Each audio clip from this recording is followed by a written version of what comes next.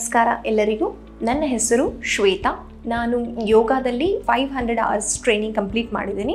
200 hours ಬೋಧಿ ಯೋಗ training academy Bengaluru ಮತ್ತು 300 hours world piece ಯೋಗ school Rishikesh.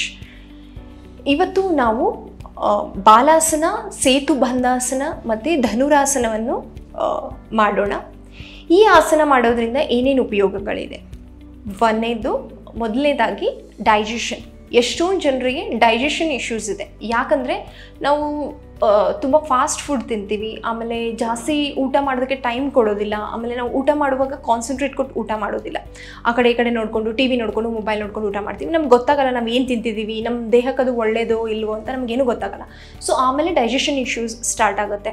So ನೀವು ಫ್ರೀಕ್ವೆಂಟಾಗಿ digestion issues face ಮಾಡ್ತಿದ್ರಿ ಅಥವಾ ನಿಮಗೆ ಜಾಸ್ತಿ ಹೊಟ್ಟೆಯಲ್ಲಿ ಪ್ರಾಬ್ಲಮ್ ಆಗ್ತಿದೆ ಅಂದರೆ ಈ 3 ಆಸನಗಳನ್ನು ನೀವು ಮಾಡ್ಬೋದು.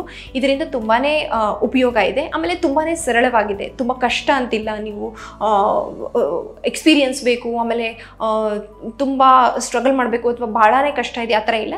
ತುಂಬ ಸರಳವಾಗಿದೆ, ಆರಾಮಾಗಿ ಮಾಡ್ಬೋದು. ಬನ್ನಿ ಹೇಳ್ಕೊಡ್ತೀನಿ. ಮೊದಲನೇದಾಗಿ ಬಾಲಾಸನ ಅಥವಾ ನಾವು ಇದಕ್ಕೆ ಚೈಲ್ಡ್ ಪೋಸ್ ಅಂತ ಅಂತೀವಿ. ಚೈಲ್ಡ್ ಪೋಸ್ ಅಂದರೆ ಇದನ್ನು ನಾವು ಕೌಂಟರ್ ಪೋಸ್ ಅಂತ ಕನ್ಸಿಡರ್ ಮಾಡ್ತೀವಿ ಎಷ್ಟೊಂದು ಆಸನಗಳಿಗೆ. ಅಂದರೆ ಚಕ್ರಾಸನ ಮಾಡಿದಾಗ ಅಥವಾ ಯಾವುದಾದ್ರೂ ಬ್ಯಾಕ್ ಬೆಂಡಿಂಗ್ ಆಸನ ಮಾಡಿದಾಗ ಇದನ್ನು ಕೌಂಟರ್ ಪೋಸ್. ನೀವು ಕಂಪ್ಲೀಟಾಗಿ ಬೆನ್ನನ್ನು ಬ್ಯಾಕ್ ಬೆಂಡ್ ಮಾಡಿದಾಗ ಕೌಂಟರ್ ಪೋಸ್ಗೆ ನಾವು ಚೈಲ್ಡ್ ಪೋಸನ್ನು ಮಾಡ್ತೀವಿ. ಅಂದರೆ ಕಂಪ್ಲೀಟಾಗಿ ಅದು ಬೆನ್ನಿಗೆ ರಿಲ್ಯಾಕ್ಸೇಷನ್ ಕೊಡುತ್ತೆ. ಚೈಲ್ಡ್ ಪೋಸ್ ಮಾಡೋದ್ರಿಂದ ತುಂಬಾ ಬೆನಿಫಿಟ್ಸ್ ಇದೆ. ಮೊದಲನೇದಾಗಿ ಏನಂತಂದರೆ ನೀವು ಬೆಳಗ್ಗೆ ಎದ್ದ ತಕ್ಷಣವೇ ಚೈಲ್ಡ್ ಪೋಸ್ ಮಾಡ್ಬೋದು. ನೀವು ಬೆಡ್ ಮೇಲೆ ಎದ್ದು ಕೂತ್ಕೊಂಡ ತಕ್ಷಣ ಇಲ್ಲೇ ಮಾಡ್ಬೋದು. ಸೊ ಈ ಥರ ನಿಮ್ಮ ಕೈ ಮುಂದೆ ಚಾಚಿ ನಿಮ್ಮ ಹಣೆನ ನಿಮ್ಮ ಬೆಡ್ಡಿಗೆ ಟಚ್ ಮಾಡಬೇಕು. ಒಂದು 5 ನಿಮಿಷ ಮಲ್ಕೊಂಡು ಎದ್ದೇಳಿ. ಎಷ್ಟೊಂದು ಚೇಂಜಸ್ ಆಗುತ್ತೆ. ಅಂದರೆ ನಿಮ್ಮ ಬಾಡಿ ಫ್ಲೆಕ್ಸಿಬಿಲಿಟಿ ಮಾರ್ನಿಂಗಿಂದನೇ ಸ್ಟಾರ್ಟ್ ಆಗುತ್ತೆ. ನೀವು ಎದ್ದೇಳೋಕ್ಕಿಂತ ಮುಂಚೆನೇ ನಿಮ್ಮ ಬಾಡಿ ಫ್ಲೆಕ್ಸಿಬಿಲಿಟಿ ಆಗುತ್ತೆ. ಅಂದರೆ ನಿಮ್ಗೆ ಈ ಭಾಗ ಕಂಪ್ಲೀಟಾಗಿ ನೀವು ಪುಷ್ ಮಾಡಬೇಕು. ಇಲ್ಲಿಂದನೇ ರೊಟೇಟ್ ಮಾಡಿಕೊಂಡು ಬೆಂಡ್ ಮಾಡಬೇಕು. ನಿಮ್ಗೆ ಕಂಪ್ಲೀಟಾಗಿ ಬೆಂಡ್ ಆಗಲಿಲ್ಲ ಅಂದರೆ ಓಕೆ, ಇಲ್ಲಿ ಎಷ್ಟಾಗುತ್ತೋ ಅಷ್ಟು ಮಾಡಿ, ಬಟ್ ಡೈಲಿ ಪ್ರಾಕ್ಟೀಸ್ ಮಾಡಿ. ಬನ್ನಿ ನೋಡೋಣ ಇದನ್ನು ಮ್ಯಾಟ್ ಮೇಲೆ ಹೆಂಗೆ ಮಾಡೋದು ಅಂತ. ಮೊದಲು ನಿಮ್ಮ 2 ಮೊಣಕಾಲು ಮಂಡೆಗಳನ್ನು ಮ್ಯಾಟ್ ಟಚ್ ಮಾಡಿ ಕಂಪ್ಲೀಟಾಗಿ ನಿಮ್ಮ ಹೀಲ್ಸ್ ಮೇಲೆ ನಿಮ್ಮ ಹಿಪ್ಸ್ ಕೂತ್ಕೋಬೇಕು. ಸೊ ನೀವು ನಿಮ್ಮ ಹೀಲ್ಸ್ ಮೇಲೆ ಕೂತ್ಕೋಬೇಕು. ಸೊ ನಿಮ್ಮ 2 ಕೈಗಳನ್ನು ಸ್ಲೋ ಆಗಿ ಮೇಲೆ ಲಿಫ್ಟ್ ಮಾಡಿ, ಎಷ್ಟಾಗುತ್ತೋ ಅಷ್ಟು ಸ್ಟ್ರೆಚ್ ಮಾಡಿ. ಈ ಥರ ಮಾಡಬೇಡಿ, ಸ್ಟ್ರೆಚ್ ಮಾಡಿ. ಈ ಭಾಗದಲ್ಲಿ ಕಂಪ್ಲೀಟಾಗಿ ನಿಮಗೆ ಸ್ಟ್ರೆಚ್ ಫೀಲ್ ಆಗುತ್ತೆ. ಅಂದರೆ ಜಾಸ್ತಿ ಹೊತ್ತು ಹಿಡ್ಕೊಂಡ್ರೆ ನಿಮಗೆ ಫೀಲ್ ಆಗುತ್ತೆ. ಸ್ಲೋ ಆಗಿ ನಿಮ್ಮ ಹಿಪ್ಸಿಂದ, ನಿಮ್ಮ ಲೋವರ್ ಬ್ಯಾಕಿಂದ ನೀವು ಮೂವ್ ಮಾಡಬೇಕು. ಇಲ್ಲಿಂದ ಅಲ್ಲ, ಚೆಸ್ಟಿಂದ ಅಲ್ಲ, ನಿಮ್ಮ ಕಂಪ್ಲೀಟ್ ಲೋವರ್ ಬ್ಯಾಕನ್ನು ರೊಟೇಟ್ ಮಾಡಿಕೊಂಡು ಸ್ಲೋ ಆಗಿ ಮೂವ್ ಆಗಿ ನಿಮ್ಮ 2 ಕೈಗಳನ್ನು ಗ್ರೌಂಡಿಗೆ ಟಚ್ ಮಾಡಿ. ನಿಮಗೆ ಸಪೋರ್ಟ್ ಬೇಕಂದರೆ 2 ನಿಮ್ಮ ಮೊಣಕಾಲುಗಳನ್ನು ಸೆಪ್ರೇಟ್ ಮಾಡಿ ಕಂಪ್ಲೀಟಾಗಿ ನಿಮ್ಮ ಚೆಸ್ಟು ನೆಲಕ್ಕೆ ಹತ್ತಬೇಕು. ನಿಮ್ಮ ಹಣೆನೂ ಕೂಡ ನೆಲಕ್ಕೆ ಹತ್ತಬೇಕು.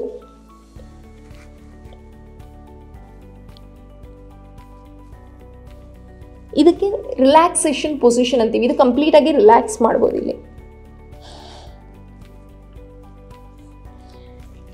Once you are done, slow ಆಗಿ ನಿಮ್ಮ ಬಾಡಿನ ಲಿಫ್ಟ್ ಮಾಡಿ, ಕೈ ಸಪೋರ್ಟಿಂದ ಕೈಗಳನ್ನು ರಿಮೂವ್ ಮಾಡಿ ಈ ಪೊಸಿಷನಿಗೆ ಬನ್ನಿ.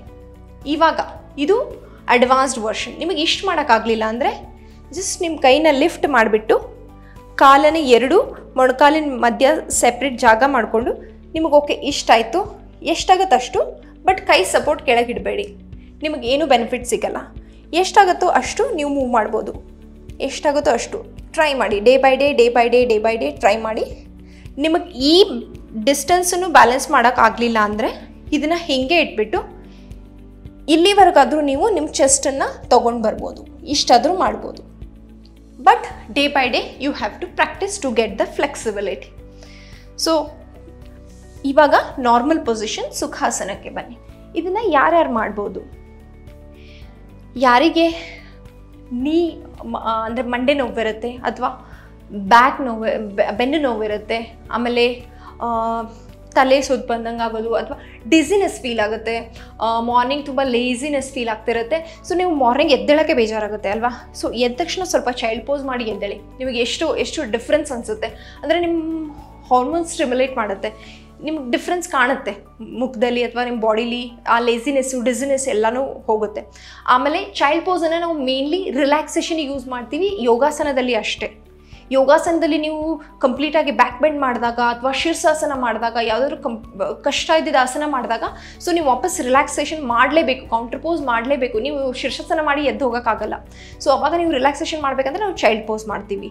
ಸೊ ಇದರಿಂದ ನಿಮ್ಮ ಮೈಂಡ್ ಕಂಪ್ಲೀಟಾಗಿ ಕಾಮ್ ಆಗುತ್ತೆ. ಸೊ ನೀವು ತುಂಬ ಥಾಟ್ಸ್ ಓಡ್ತಿದೆ ತಲೆಯಲ್ಲಿ, ಇಲ್ಲ ತುಂಬ ಲೋ ಫೀಲ್ ಆಗ್ತಿದೆ ಅಂದಾಗ ನೀವು ಚೈಲ್ಡ್ ಪೋಸ್ ಮಾಡಿ, ನಿಮ್ಮ ಮೈಂಡ್ ಕಂಪ್ಲೀಟಾಗಿ ಕಾಮ್ ಆಗುತ್ತೆ, ರಿಲ್ಯಾಕ್ಸ್ ಫೀಲ್ ಆಗುತ್ತೆ. ಇದನ್ನು ಯಾರು ಮಾಡಬಾರ್ದು ಅಂದರೆ ಬ್ಯಾಕ್ ಇಂಜುರಿ ಇದ್ದವರು, ಲೋವರ್ ಬ್ಯಾಕ್ ಇಶ್ಯೂಸ್ ಇದ್ದವರು, ಅಥವಾ ಮೊಣಕೈ ಇಶ್ಯೂಸು, ಮೊಣಕಾಲಿಗೆ ಏನಾದರೂ ಇಂಜುರಿ ಆಗಿದ್ರೆ, ಆಪ್ರೇಷನ್ ಆಗಿದ್ದರೆ ಈ ಆಸನನ ನಾವು ರೆಕಮೆಂಡ್ ಮಾಡಲ್ಲ. ಯಾಕಂದರೆ ನಿಮ್ಮ ಹೋಲ್ ಬಾಡಿ ಬ್ಯಾಲೆನ್ಸು ಇಲ್ಲಿರುತ್ತೆ, ಈ ಭಾಗದಲ್ಲಿರುತ್ತೆ. ಅದಕ್ಕೋಸ್ಕರ ಇವಾಗ ಮುಂದಿನ ಆಸನಕ್ಕೆ ಹೋಗೋಣ.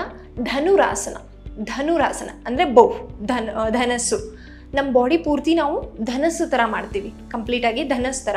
ಸೊ ಇದರಿಂದ ಏನು ಬೆನಿಫಿಟ್ಸ್ ಇದೆ, ಧನುರಾಸನ ಯಾಕೆ ಮಾಡಬೇಕು, ಏನಿದೆ ಅಂತಂದರೆ ಮೊದಲನೇದಾಗಿ ನಿಮ್ಮ ಡೈಜೆಷನ್. ನಾನು ಆವಾಗಲೇ ಹೇಳಿದೆ, ಡೈಜೆಷನಿಗೆ ತುಂಬಾ ಹೆಲ್ಪ್ ಆಗುತ್ತೆ. ತುಂಬ ಜನ ಡೈಜೆಷನ್ ಇಶ್ಯೂಸಿಂದ ಸಫರ್ ಆಗ್ತಿರ್ತಾರೆ, ಹೇಳ್ಕೊಳಲ್ಲ. ಬಟ್ ಈ ಆಸನದಿಂದ ನಿಮ್ಮ ಕಂಪ್ಲೀಟ್ ಆಬ್ಡಮನ್ ರೀಜನ್ ಇದೆಯಲ್ಲ, ಅದು ಏನು ಇಶ್ಯೂಸ್ ಇದೆಯಲ್ಲ ಅದು ಕ್ಲಿಯರ್ ಆಗಿ ತುಂಬ ಹೆಲ್ಪ್ ಮಾಡುತ್ತೆ. ಆಮೇಲೆ ಬ್ಲಡ್ ಸರ್ಕ್ಯುಲೇಷನ್ ಇಂಪ್ರೂವ್ ಆಗುತ್ತೆ. ಮೇ ಬಿ ನಿಮಗೆ ಕಾಣೋದಿಲ್ಲ, ಯೋಗ ಮಾಡಿದ್ರೆ ಏನಾಗ್ತಿದೆ ಒಳಗಡೆ ಅಂತ ಕಾಣೋದಿಲ್ಲ, ಬಟ್ ನಿಮ್ಮ ಕಂಟಿನ್ಯೂಸ್ ಪ್ರಾಕ್ಟೀಸ್ ಮಾಡ್ತಾ ಹೋದರೆ ಅದು ಎಕ್ಸ್ಪೀರಿಯನ್ಸ್ ನಿಮಗೆ ಆಗುತ್ತೆ, ನಿಮಗೆ ಗೊತ್ತಾಗುತ್ತೆ, ಚೇಂಜಸ್ ನಿಮಗೆ ಕಾಣುತ್ತೆ. ಬನ್ನಿ ಧನುರಾಸನ ಹೆಂಗೆ ಮಾಡೋದು ಅಂತ ನೋಡೋಣ. ಮೊದಲನೇದಾಗಿ ಪೂರ್ತಿ ಮ್ಯಾಟ್ ಮೇಲೆ ಪ್ರೋನ್ ಆಗಿ ಮಲ್ಕೋಬೇಕು. ಇದಕ್ಕೆ ಪ್ರೋನ್ ಅಂತಾರೆ. ನೀವು ಅಪೋಸಿಟ್ ಮಲ್ಕಿದ್ರೆ ಸುಪೈನ್ ಅಂತಾರೆ. ಸೊ ನನ್ನ ಬಾಡಿ ಮ್ಯಾಟ್ ಮೇಲಿದೆ. ಇವಾಗ ಮೊದಲನೇದಾಗಿ ನಿಮ್ಮ ಮೊಣಕಾಲಿಂದ ನಿಮ್ಮ ಕಾಲನ್ನು ಎತ್ತಿ, ಮೊಣಕಾಲು ನೆಲದ ಮೇಲೆ ಇರಬೇಕು. ಈ ಎರಡು ಕೈಗಳಿಂದ ನಿಮ್ಮ ಕಾಲಿನ ಪಾದಗಳನ್ನು ಹಿಡ್ಕೊಳ್ಳಿ. ಈ ಭಾಗ ಹಿಡ್ಕೋಬೇಡಿ, ಯಾಕಂದರೆ ಇದು ಸಾಫ್ಟ್ ಇರುತ್ತೆ. ನೀವು ಲಿಫ್ಟ್ ಮಾಡಿದ್ರೆ ಇಂಜುರಿ ಆಗೋ ಚಾನ್ಸಸ್ ಇರುತ್ತೆ. ಸೊ ನೀವು ವೇಟ್ ಲಿಫ್ಟ್ ಮಾಡೋಕ್ಕೆ ಈ ಭಾಗ ಯೂಸ್ ಮಾಡಬಾರ್ದು. ಸೊ ಇಂಜುರಿ ಆಗೋ ಚಾನ್ಸಸ್ ಇರುತ್ತೆ. ಸೊ ಈ ಭಾಗ ಹಿಡ್ಕೊಂಡ್ರೆ ನಿಮಗೆ ಸಪೋರ್ಟ್ ಸಿಗುತ್ತೆ. ಸೊ ಇದನ್ನು ಟೈಟಾಗಿ ಹೋಲ್ಡ್ ಮಾಡಿ ಎರಡು ಕೈಯಿಂದ, ನಿಮ್ಮ ಎರಡು ಕಾಲುಗಳನ್ನು. ಸೊ ಈ ಭಾಗದಿಂದ ಲಿಫ್ಟ್ ಮಾಡಿ ಬಾಡಿನ, ಈ ಭಾಗದಿಂದ ಚೆಸ್ಟು ಮತ್ತು ಆಬ್ಡಮನ್ ಲೋವರ್ ಬ್ಯಾಕಿಂದ ಲಿಫ್ಟ್ ಮಾಡಿ. ಎಷ್ಟಾಗುತ್ತೋ ಅಷ್ಟು ಟ್ರೈ ಮಾಡಿ. ಸೊ ಬೇಸಿಕ್ ವರ್ಷನ್ ಇಷ್ಟೇ ಮಾಡಿ. ನಿಮಗೆ ಈ ಕಾಲು ಲಿಫ್ಟ್ ಮಾಡೋಕ್ಕಾಗಲಿಲ್ಲ ಅಂದರೆ ಇಷ್ಟು ಟ್ರೈ ಮಾಡಿ. ನೆಕ್ಸ್ಟ್ ಅಡ್ವಾನ್ಸ್ಡ್ ವರ್ಷನ್ ಅಂದರೆ ನಾನು ಕಾಲು ಮತ್ತು ಕೈ ಎರಡೂ ಲಿಫ್ಟ್ ಮಾಡ್ತೀನಿ, ಕಾಲು ಮತ್ತು ಕತ್ತು.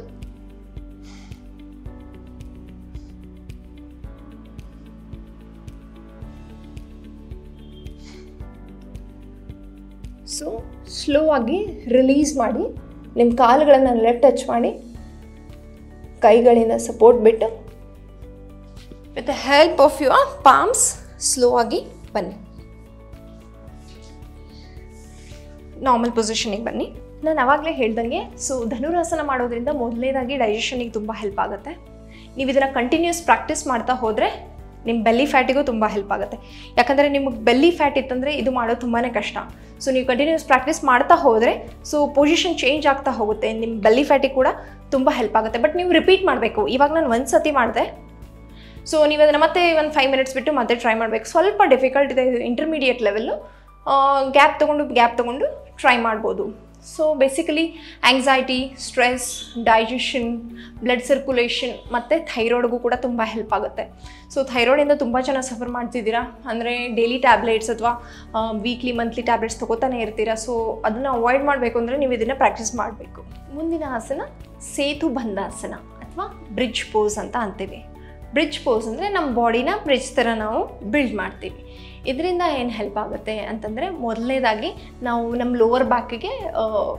ಲೋವರ್ ಬ್ಯಾಕನ್ನು ನಾವು ಇಂಡಿಪೆಂಡೆಂಟ್ ಮಾಡ್ತೀವಿ, ಅಂದರೆ ಡಿಪೆಂಡ್ ಇರಲ್ಲ ಅದ್ರ ಮೇಲೆ.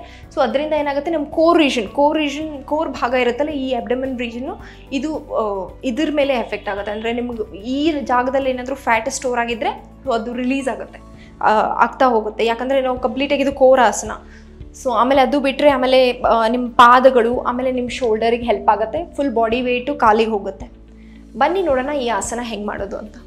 ಮೊದಲನೇದಾಗಿ ನಿಮ್ಮ ಮೊಣಕಾಲನ್ನು ಈ ಥರ ಕೂತ್ಕೊಳ್ಳಿ. ಮೊಣಕಾಲು ನಿಮ್ಮ ಎದೆ ಹತ್ತಿರ ಇರಬೇಕು. ಸೊ ಇಲ್ಲಿಂದ ಸ್ಲೋ ಆಗಿ ನಿಮ್ಮ ಕತ್ತು ನೆಲಕ್ಕೆ ಹಾಕಬೇಕು. ಕಂಪ್ಲೀಟಾಗಿ ತಲೆ ನೆಲದಲ್ಲಿರಬೇಕು. ನಿಮ್ಮ ಮೊಣಕಾಲುಗಳನ್ನು, ನಿಮ್ಮ ಪಾದಗಳನ್ನು ನಿಮ್ಮ ಹಿಪ್ಸ್ ಹತ್ರ ತೊಗೊಂಡು ಬನ್ನಿ. ಎಷ್ಟು ಡಿಸ್ಟೆನ್ಸ್ ಆಗುತ್ತೆ ಅಷ್ಟು. ನನಗೆ ಬರಲ್ಲ, ಇಷ್ಟೇ ಬರುತ್ತೆ ಅಂತಂದರೆ ನಿಮಗದು ಆಸನ ಮಾಡೋಕ್ಕೆ ಬರಲ್ಲ, ಸಪೋರ್ಟ್ ಸಿಗೋಲ್ಲ. ಯಾಕಂದರೆ ನೀವು ನಿಮ್ಮ ಪಾದದ ಆ್ಯಂಕಲನ್ನು ಈ ಭಾಗನ ಕೈಯಿಂದ ಹಿಡ್ಕೋಬೇಕು. ಸೊ ಸ್ವಲ್ಪ ಇಷ್ಟು ಡಿಸ್ಟೆನ್ಸ್ ಇದ್ದರೆ ಸಾಕು, 1 ಫೀಟ್ ಡಿಸ್ಟೆನ್ಸ್ ಇದ್ದರೆ ಸಾಕು. ಸೊ ಈ ಭಾಗದಿಂದ ಇವಾಗ ನಿಮ್ಮ ಹಿಪ್ ರೀಜನ್ ಮಾತ್ರ ಲಿಫ್ಟ್ ಮಾಡಬೇಕು, ಕಂಪ್ಲೀಟ್ ಬಾಡಿ ಅಲ್ಲ. ಕಂಪ್ಲೀಟ್ ಬಾಡಿ ಮಾಡಿದರೆ ಚಕ್ರಾಸನ ಆಗುತ್ತೆ. ನಾವು ಇವಾಗ ಸೇತುಬಂಧಾಸನ ಮಾಡ್ತಿದ್ದೀವಿ. ಈ ಭಾಗದಿಂದ ಮಾತ್ರ ಲಿಫ್ಟ್ ಮಾಡಿ, ಸ್ಲೋ ಆಗಿ ಲಿಫ್ಟ್ ಮಾಡಿ. ಇದು ನನ್ನ ಕೋರ್ ರೀಜನ್. ಸೊ ಈ ಭಾಗಕ್ಕೆ ಎಫೆಕ್ಟ್ ಆಗುತ್ತೆ. ಅಂದರೆ ಈ ಭಾಗ ನಿಮಗೆ ಜಗ್ಗಕ್ಕೆ ಸ್ಟಾರ್ಟ್ ಆಗುತ್ತೆ, ನಿಮಗೆ ಫೀಲ್ ಆಗುತ್ತೆ, ಗೊತ್ತಾಗುತ್ತೆ. ಸೊ ನನಗಿದು ಸಪೋರ್ಟ್ ಸಿಗ್ತಿಲ್ಲ, ನನಗೆ ಡಿಪೆಂಡ್ ಆಗಬೇಕು ಅಂದರೆ ನೀವು ಹಿಪ್ಸನ್ನು ಈ ಥರ ಹಿಡ್ಕೋಬೋದು, ನಿಮಗೆ ಸಪೋರ್ಟ್ ಸಿಗ್ತಿಲ್ಲ ಅಂದರೆ. ಇಲ್ಲ ಅಂದರೆ ನನಗೆ ಓಕೆ ಅಂದರೆ ನೀವು ಕಾಲಿನ ಪಾದಗಳನ್ನು ಅಥವಾ ಈ ಹಿಂಭಾಗನ ಹಿಡ್ಕೋಬೋದು. ಎಷ್ಟಾಗುತ್ತೆ ಅಷ್ಟು ನಿಮ್ಮ ಹಿಪ್ಸನ್ನು ಲಿಫ್ಟ್ ಮಾಡಿ, ಎಷ್ಟಾಗುತ್ತೆ ಅಷ್ಟು ಲಿಫ್ಟ್ ಮಾಡಿ. This the posture.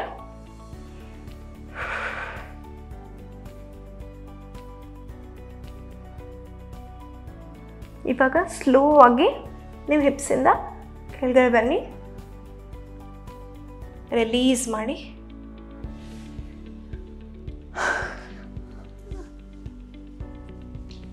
ಎದ್ದು ಕೂತ್ಕೊಳ್ಳಿ, ನಾರ್ಮಲ್ ಪೊಸಿಷನ್ಗೆ ಬನ್ನಿ. ಈ ಆಸನ ಮಾಡೋದ್ರಿಂದ ನಾನು ಅವಾಗಲೇ ಹೇಳಿದೆ, ಡೈಜೆಷನ್ಗೂ ಹೆಲ್ಪ್ ಆಗುತ್ತೆ, ಥೈರಾಯ್ಡ್ಗೂ ಕೂಡ ತುಂಬ ಹೆಲ್ಪ್ ಆಗುತ್ತೆ.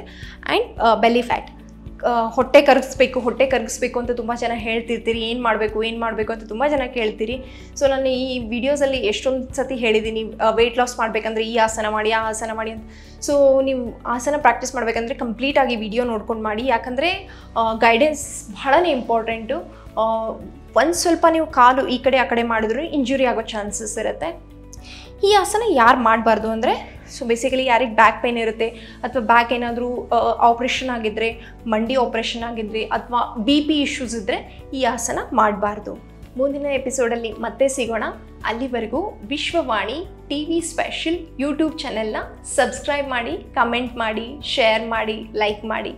ನಿಮ್ಮ ಪ್ರೀತಿಯ ಶ್ವೇತಾ ವಾರಿ ಮಾಡುವ ನಮಸ್ಕಾರಗಳು.